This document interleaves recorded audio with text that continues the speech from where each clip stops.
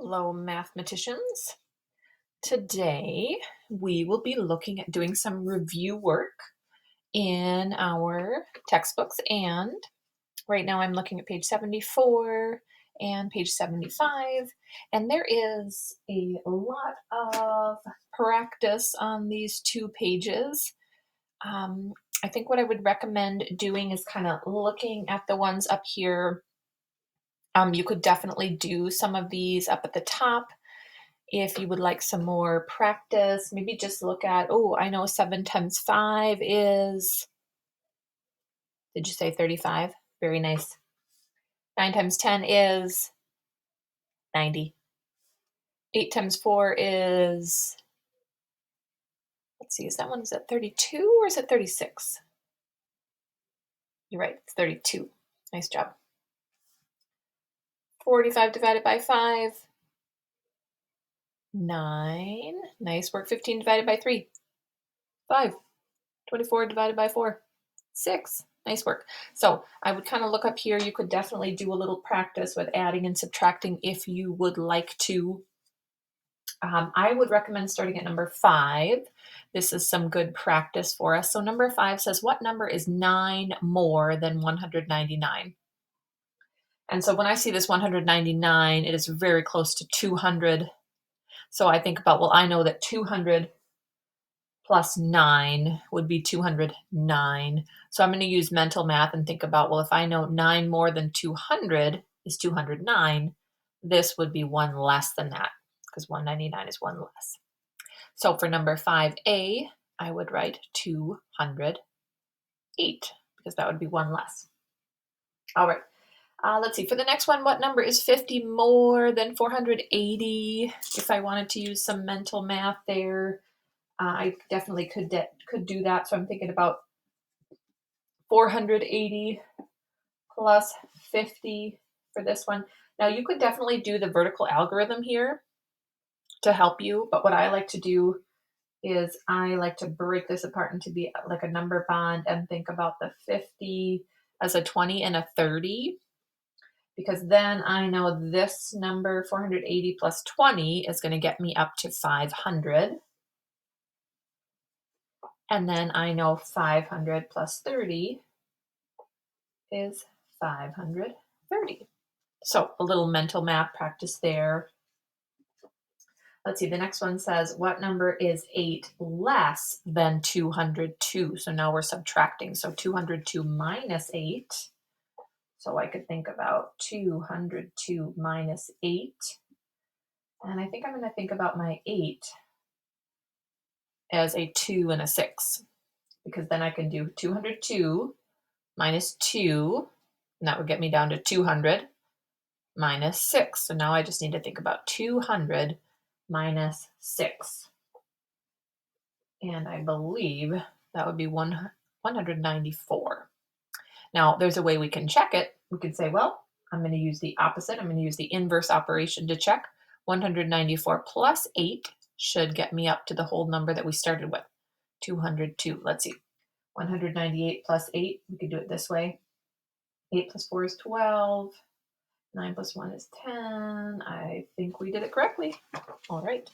So let me get my eraser. I'm always forgetting my eraser here. All right.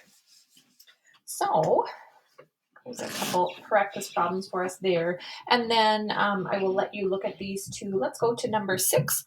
We have what fraction of the shape is colored. So when we're looking at fractions, this top number is the number that we're talking about. And then the bottom number is how many equal parts there are all together. So we have our numerator and our denominator. So if we're talking about the shape that's colored, 1, 2, 3, 4, 5, 6.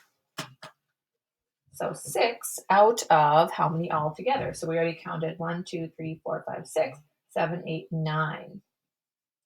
So our fraction of the shape that is colored is 6/9. Now, if we wanted to count the fraction that is not colored, 1, 2, 3. And that would be 3/9. And if we add those together, would be 9/9. And 9/9 is the same as 1 whole. So again, if you were coloring in all nine triangles out of 9 altogether, then you would color the whole thing, the whole number.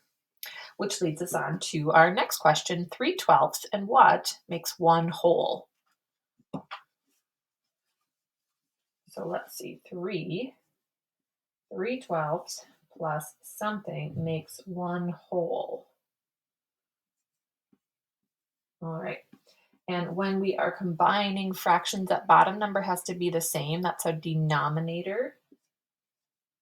So if we had something, you could draw a picture to help you. I like to draw rectangles, it's just kind of easier for me. Let's see, I'm going to split my rectangle like this. See if Miss Taylor can do it. Is that 12? 1, 2, 3, 4, 5, 6, 7, 8, 9, 10, 11, 12. All right. So if I had 3/12 plus what equals 1 whole? So if I have 3/12, I've already colored in 3 out of 12. Now I can think about, well, what is the rest of it? So here's 3/12. You could also think about, well, 12 minus 3. And we know 12 minus 3 is 9. Let's see if that's correct. 1, 2, 3, 4, 5, 6, 7, 8, 9. Yes. So 3/12 plus 9/12 equals 12/12, which is the same as 1 whole. Because then we already shaded in 3/12. If we want to shade in 9/12, that would be all the rest of the little chunks. And then all together we have colored the whole thing. So 3/12 plus 9/12 equals 1 whole. Let's see, the next question says, which fraction is equal to 1 whole? 1/5, 3/4, 6/6, and 7/8. So which of those is equal to 1 whole? Let's look at the picture we just did. Well, we said 12/12 is the same as 1 whole. So you will notice when we're doing 1 whole, the numerator is the same as the denominator. So that would be 6/6. It's the same as 1 whole. And again, if you wanted to draw a picture, you could draw a picture with 6 chunks, 6 equal chunks, and then color in 6 of them. And then you would notice that you colored in the whole thing. Number 9 says, what fraction of the balls are footballs? So here we're kind of practicing our fractions of a set or fractions of a group. And we have 3 equal groups, and there are balls. There's 5 balls, 5 balls, and 5 balls. These are footballs, and these are basketballs. So we are trying to find out what fraction of the balls are footballs. So you can see that 2 of these groups are footballs out of 1, 2, 3 groups altogether. So the fractions of the balls that are footballs would be 2 out of 3. And we write that as 2/3. 2/3. So 2/3 of the balls are footballs. 1/3 of the balls are basketballs. Now, if you wanted to count up the individual balls, you could say, well, here's 5 plus another 5, 10. 10 out of 15. And I mentioned next year you'll learn about this in 3rd grade, that these fractions are actually something called equivalent. Oh, hi, Kitty. Because if we multiply 3 times 5, we get 15. 2 times 5 is 10. All right. On the other page, we have some word problems. Now, because there are quite a few of these, I would recommend we kind of just use this as a practice. Go ahead and read them, see if you can figure out the answers.